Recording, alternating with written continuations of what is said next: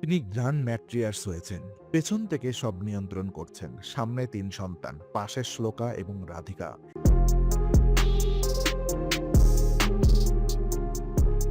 ২০২৪ সালের জুলাই মুম্বাইয়ের Jio world convention centre, বিশ্বের সবচেয়ে ব্যয়বহুল বিবাহ অনুষ্ঠান। জাস্টিন বিবার গাইছেন, রিহানা পারফর্ম করছেন, বিল গেটস এসেছেন, মার্ক জাকারবার্গ এসেছেন, কিম কার্দাশিয়ান এসেছেন। সবার চোখ ছিল অনন্ত আম্বানি এবং রাধিকা মার্চেন্টের দিকে। যে মানুষটা সবচেয়ে শান্তভাবে সবকিছু পরিচালনা করছিলেন, তার দিকে কেউ তেমন মনোযোগ দেননি, নীতা আম্বানি। কারণ পৃথিবী ভেবেছিল এটা শুধু একটা বিয়ে, কিন্তু দ্য টাইম অরাকল দেখছে অন্য কিছু। এই বিয়ে ছিল $৯০ বিলিয়ন সাম্রাজ্যের সবচেয়ে বড় কর্পোরেট সিদ্ধান্ত, এবং শ্লোকা ও রাধিকা, এই দুই নারী ছিলেন সেই সিদ্ধান্তের কেন্দ্রে। আজ আমরা ডিকোড করব নীতা আম্বানির সেই লুকানো পরিকল্পনা। আপনি দেখছেন দ্য টাইম অরাকল। ধীরুভাই থেকে মুকেশ, পিতৃতান্ত্রিক উত্তরাধিকারের ইতিহাস। প্রথমে ইতিহাস বুঝুন। ১৯৫৭ সালে ধীরুভাই আম্বানি রিলায়েন্স প্রতিষ্ঠা করেছিলেন একটি ছোট্ট কাপড়ের ব্যবসা থেকে। ধীরুভাইয়ের ২ ছেলে মুকেশ ও অনেক। ২০০২ সালে ধীরুভাই মারা গেলেন। কোনো উইল নেই, কোনো লিখিত উত্তরাধিকার পরিকল্পনা নেই। ফলাফল, ভারতের কর্পোরেট ইতিহাসের সবচেয়ে কুৎসিত পারিবারিক বিভাজন। মুকেশ আম্বানি নিজেই তার বাবার মৃত্যুর পর যে পারিবারিক দ্বন্দ্ব হয়েছিল, সেটা থেকে শিক্ষা নিয়ে অন্তত সতর্কতার সাথে উত্তরাধিকার পরিকল্পনা তৈরি করেছেন। মুকেশ পেলেন রিলায়েন্স ইন্ডাস্ট্রিজ, অনিল পেলেন অন্যান্য সম্পদ। কিন্তু এই বিভাজনে পরিবার ভাঙল। ২ ভাই বছরের পর বছর কথা বলেননি। মুকেশ আম্বানি সিদ্ধান্ত নিলেন তার সন্তানদের ক্ষেত্রে এটা হবে না, এবং সেই সিদ্ধান্তটা বাস্তবায়নের দায়িত্ব নিলেন একজন মানুষ, নীতা আম্বানি। নীতার গ্র্যান্ড আর্কিটেক্ট ভূমিকা। নীতা আম্বানিকে সবাই চেনে মুম্বাই ইন্ডিয়ান্স মালিক হিসেবে, আইওসি এর প্রথম ভারতীয় মহিলা সদস্য হিসাবে, রিলায়েন্স ফাউন্ডেশনের চেয়ারপারসন হিসেবে। কিন্তু তার সবচেয়ে গুরুত্বপূর্ণ ভূমিকা কেউ দেখে না। নীতা আম্বানি বলেছেন, আমি সিদ্ধান্ত নিইনি, তারা নিজেরাই নিয়েছে। তার ৩ সন্তান নিজেদের পছন্দ অনুযায়ী রিলায়েন্সের বিভিন্ন বিভাগ কাজ করছে। কিন্তু এই তারা নিজেরাই সিদ্ধান্ত নিয়েছে কথাটার পেছনে আছে বছরের পর বছরের পরিকল্পনা। সাকসেশন অ্যাডভান্টাইজারি ফার্ম, টেরিনটা কনসালটেন্সি এর প্রধান সন্দীপ বলেছেন, তারা শুধু মুকেশ আম্বানির সন্তান বলেই ব্যবসা পাননি। এটা একটা সুচিন্তিত কৌশল। মুকেশ আম্বানি তাদের শক্তির উপরে ভিত্তি করে স্পষ্টভাবে ব্যবসায়িক বিভাগ চিহ্নিত করেছেন। রিলায়েন্সের ৩টি মূল ব্যবসা, তেল ও পেট্রোকেমিক্যাল, টেলিকম এবং রিটেইল, আর ৩ সন্তানের জন্য আলাদাভাবে চিহ্নিত করা হয়েছে। এবং এই বিভাজন ছিল নেতার মাস্টার প্ল্যানের অংশ। ৩ সন্তান, ৩টি ভিন্ন সাম্রাজ্য, পরস্পর নির্ভরশীল, কিন্তু পরস্পরের সাথে প্রতিযোগিতামূলক নয়, কারণ প্রতিযোগিতাই পারিবারিক বিভাজনের জন্ম দেয়। শ্লোকা মেহতা, হীরার ব্যবসা থেকে ডিজিটাল সাম্রাজ্যের রানী। এবার আসুন শ্লোকার দিকে। শ্লোকা মেহতা প্রিন্সটন ইউনিভার্সিটি থেকে অ্যানথ্রোপোলজিতে গ্রাজুয়েশন করেছেন। তারপর লন্ডন স্কুল অব ইকোনমিক্স থেকে আইন পড়েছেন। শ্লোকার বাবা রাসেল মেহতা ছিলেন বিশ্বের বৃহত্তম হিরো ব্যবসায়ী একটি, রোজ ব্লু ডায়মন্ডের কর্ণধার।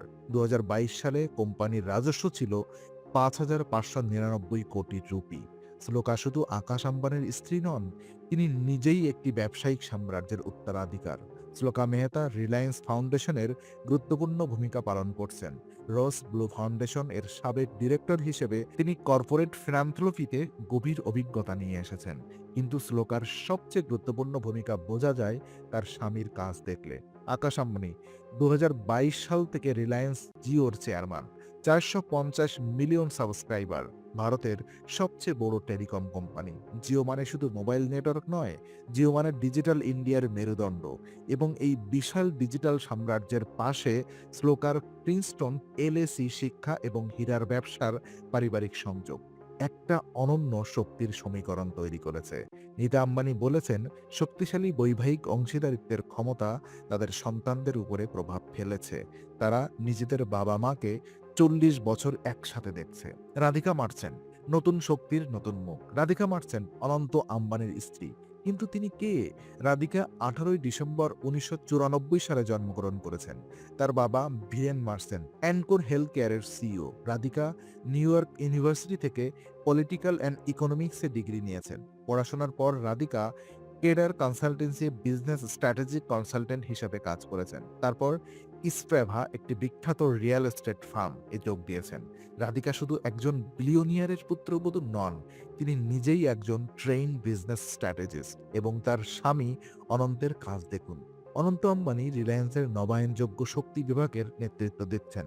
রিলায়েন্স নিউ এনার্জি এবং রিলায়েন্স নিউ সোলার এনার্জির বোর্ডে আছেন ২০২১ সাল থেকে। ভারতের ২০২৩ সালের মধ্যে ৫০০ গিগাওয়াট নবায়নযোগ্য শক্তির লক্ষ্যমাত্রা। রিলায়েন্সের এই বিভাগ হবে দেশের সবচেয়ে গুরুত্বপূর্ণ বেসরকারি খেলোয়াড় এবং সেই খেলোয়াড়ের পাশে রাধিকার বিজনেস স্ট্র্যাটেজি পটভূমি, এটা কোনো কাকতালীয় নয়। তো পিতৃতন্ত্র থেকে মাতৃতান্ত্রিক জালের পরিবর্তন। এবার সবচেয়ে গুরুত্বপূর্ণ বিশ্লেষণ। ধীরুভাই আম্বানির সাম্রাজ্য ছিল একক নেতার মডেলে। একজন পুরুষ, একটি সিদ্ধান্ত। মুকেশ আম্বানিও সেই মডেলে চলেছেন।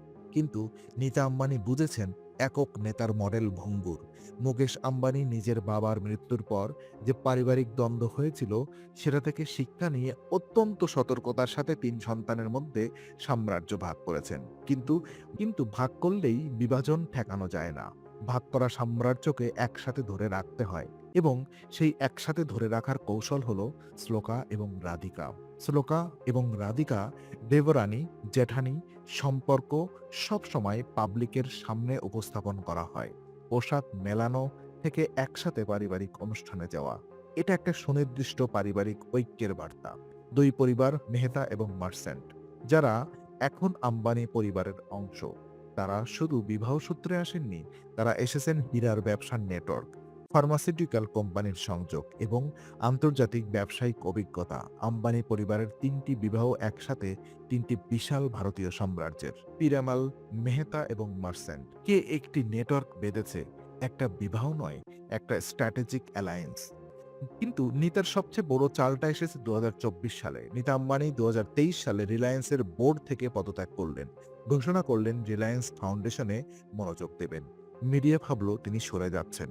কিন্তু মাত্র কয়েক মাস পর নীতা আম্বানি হলেন $৮.৫ বিলিয়ন রিলায়েন্স ডিজনি যৌথ উদ্যোগের চেয়ারপারসন, ভারতের সবচেয়ে শক্তিশালী মিডিয়া কোম্পানির প্রধান।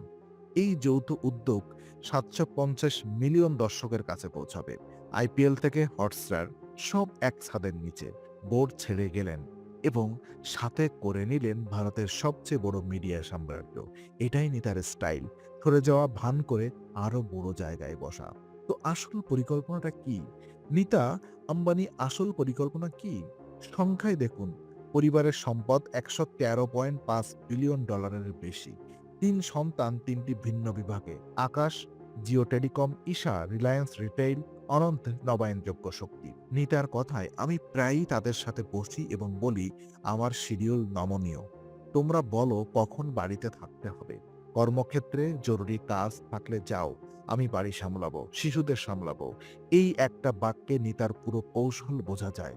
তিনি গ্র্যান্ড ম্যাট্রিয়ার্স হয়েছেন, পেছন থেকে সব নিয়ন্ত্রণ করছেন। সামনে ৩ সন্তান, পাশে শ্লোকা এবং রাধিকা। এই নারীরা শুধু পুত্রবধূ নন, তারা $৯০ বিলিয়ন সাম্রাজ্যের স্ট্রাকচারাল অ্যাঙ্কর। পরিচিত একজন বিশ্লেষক বলেছেন, তারা শুধু মুকেশ আম্বানির সন্তান বলেই ব্যবসা পাননি, এটা একটা সুচিন্তিত কৌশল। ধীরুভাই একা সাম্রাজ্য করেছিলেন, মুকেশ একা সাম্রাজ্য বড় করেছেন, কিন্তু নিতা বুঝেছেন একক নেতার মডেলে সাম্রাজ্য টেকে না, টেকে পরিবারের জালে। এবং সেই জালের সবচেয়ে শক্তিশালী সুতো শ্লোকা এবং রাধিকা। পৃথিবী দেখেছিল একটা বিয়ে, দ্য টাইম অরাকল দেখলো একটা corporate master class. The time oracle আপনার সাথে আছে।